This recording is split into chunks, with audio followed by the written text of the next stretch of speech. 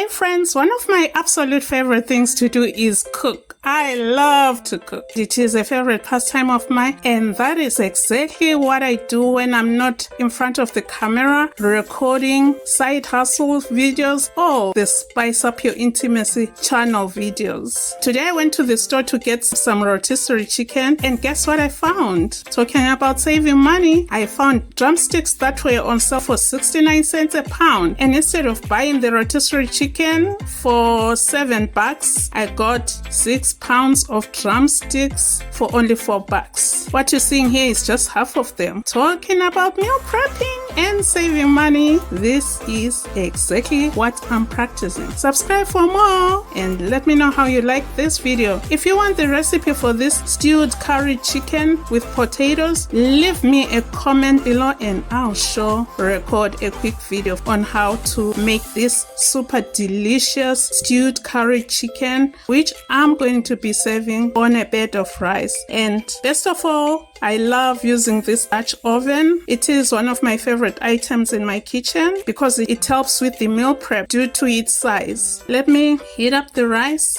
and get this deliciousness over a bed of rice. And guess what? I'll see you next time. Adios. Bye-bye. Love you.